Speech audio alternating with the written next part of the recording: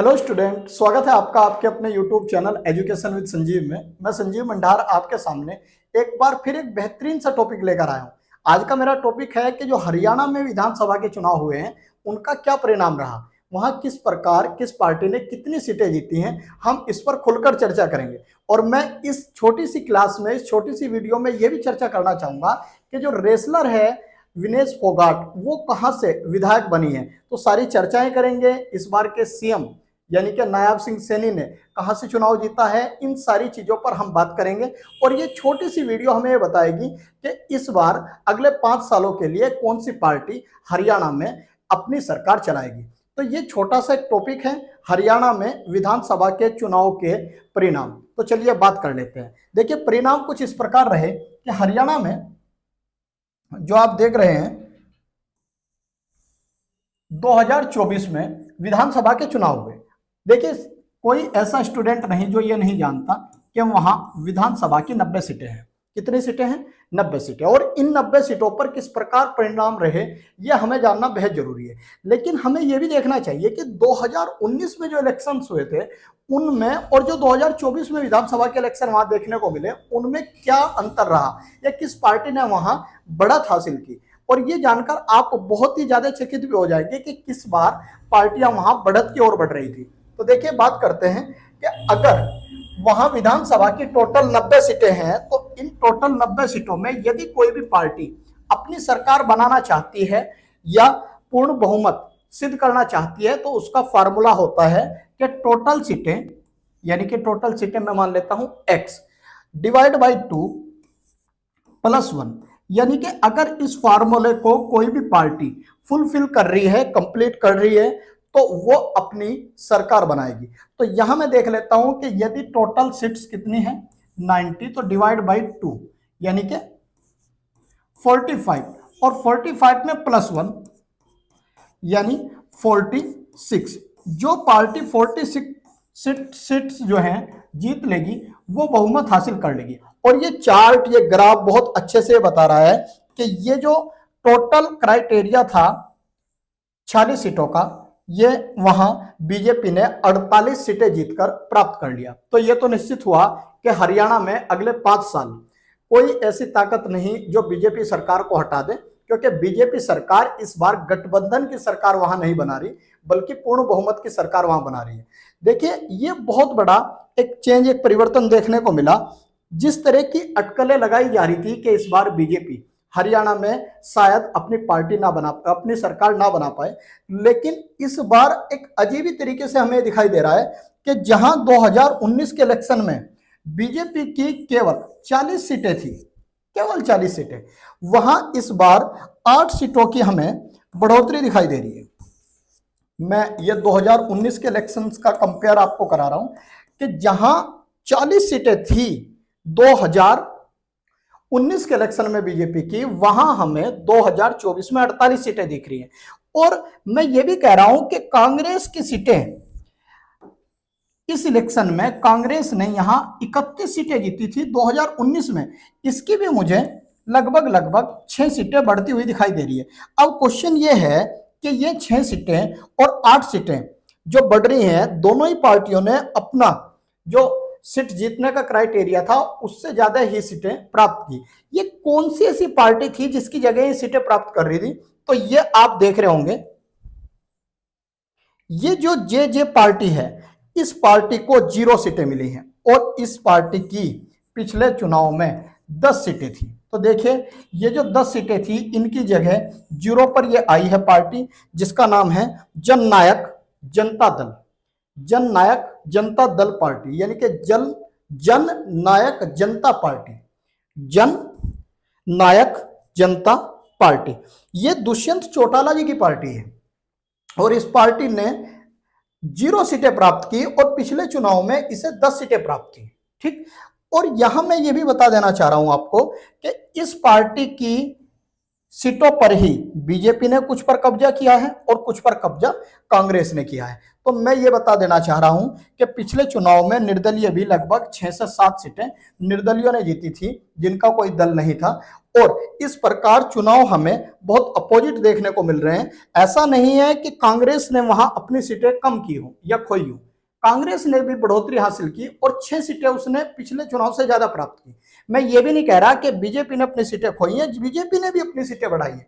जहां बीजेपी केवल 40 सीटें जीत रही थी, वहां इस बार 48 सीटें जीत रही हैं। लेकिन जो जननायक जनता पार्टी है, इस पार्टी ने वहां 10 सीटों में से इस बार केवल 0 सीटें प्राप्त की। और ये जो दुष्यंत चौटाला जी की पार्टी है, इसकी बहुत करारी वहां हार देखने को मिली। हालांकि पिछले चुनाव में मैं बात कर लेता हूं, अकाली दल की भी एक सीट थी, एक इंडियन नेशनल लोक दल वहां था जिसका सिंबल जो है चश्मा है, जो ओम प्रकाश चौटाला जी की पार्टी है, उसने भी एक सीट प्राप्त की थी। बसपा की भी वहां एक सीट थी। इन छोटी छोटी पार्टियों ने भी 1-2 सीट प्राप्त की थी। 6 से 7 सीटें निर्दलीय ने पिछले चुनाव में प्राप्त की थी। लेकिन इस बार बिल्कुल सीधा सीधा इलेक्शन ये हुआ कि आप देख लीजिए, ये 37 है, ये 48 है, लेकिन टोटल 85 और 5 सीटें निर्दलीय। तो ये केवल 3 ही फेज में हमें चुनाव खत्म होता दिखाई दे रहा है।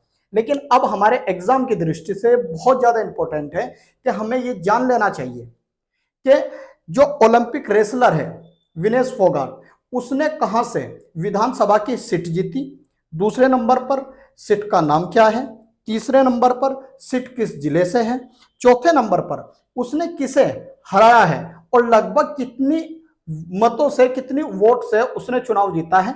और इसके साथ साथ ये भी देख लेना चाहिए कि नायाब सिंह सैनी जो हैं, जो वहां हमें सीएम पद पर दिखाई दिए, 12 मार्च 2024 से उन्होंने सीएम पद ग्रहण किया था, तब से लेकर अब तक रहे। लेकिन आचार संहिता के बाद उन्होंने अपने पद से त्यागपत्र दिया और इस बार भी संभावना उनकी यह है कि शायद वे क्या करें, सीएम पद की शपथ लें। तो मैं ये कहना चाह रहा हूं कि हमारे एग्जाम की दृष्टि से क्या इंपॉर्टेंट है, तो मैं बात कर लेता हूं।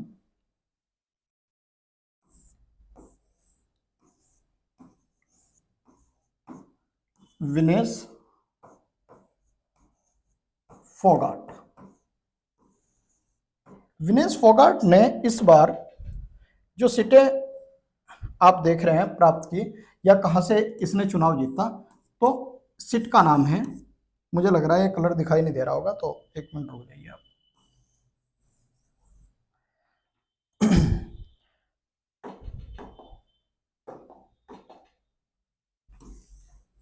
इसने सीट जुलाना,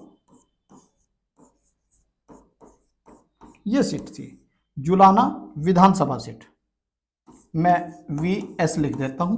एक क्वेश्चन ये आने की पूरी संभावना है कि जो विनेश फोगाट है वो MLA जो बनी है, विधायक जो बनी है, किस सीट से है और जिला कौन सा है, तो जिला है जिंद।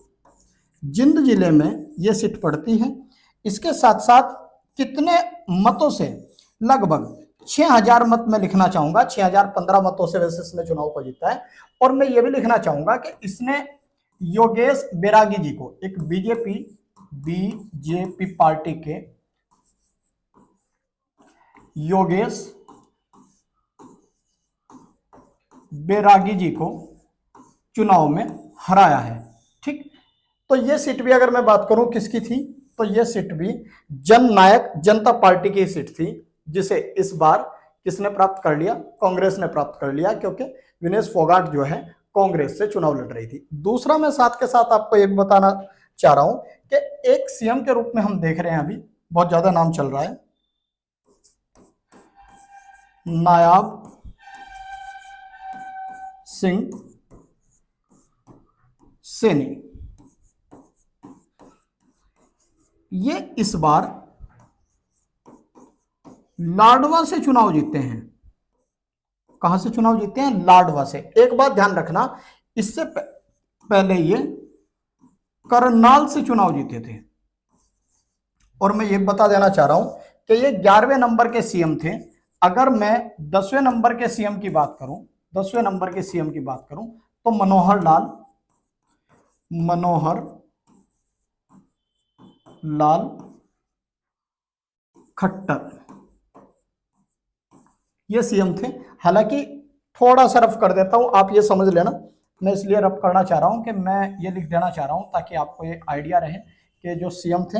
ये ध्यान रखना कि इस बार ये लाडवा से जीते हैं और ये 12 मार्च 2024 को इन्होंने सीएम पद की शपथ ली थी। अब दोबारा शायद ये सीएम बनेंगे और ये 2014 से 2019 तक रहे और 2019 से 2024 तक रहे।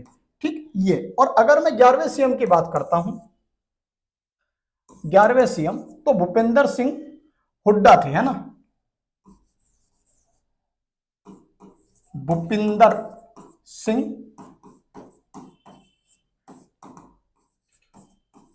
हुड्डा, है ना। ये बेटे 2005 से 2009 तक भी रहे और फिर 2009 से 2014 तक रहे। तो ये थोड़ा सा घटनाक्रम आपको ये बता दिया गया कि जो हरियाणा के सीएम हैं, ये सॉरी मैंने क्या लिख दिया, ये 90वें नंबर के सीएम है ना, ये 90वें नंबर के 9, 10 और 11 ये पिछले कुछ वर्षों के जो वहां के सीएम थे उनके बारे में मैंने बताने की कोशिश की। ये भी ध्यान रखना मनोहर लाल खट्टर जो थे वो भी करनाल से थे, नायाब सिंह सैनी भी पिछली बार कहां से, करनाल से थे और इस बार ये कहां से जीते हैं, लाडवा से। तो ये पूरा घटनाक्रम था, ये बेसिक सी वो सारी चीजें थी जो बहुत ज्यादा इंपॉर्टेंट है। बस मुझे आप कमेंट सेक्शन के माध्यम से जरूर बताएं कि इस बार हरियाणा में कौन से नंबर की विधानसभा के चुनाव आयोजित किए गए हैं। बस इतना ही मैं अपने इस सेशन को यहीं रोकना चाहता हूं। धन्यवाद, थैंक यू सो मच।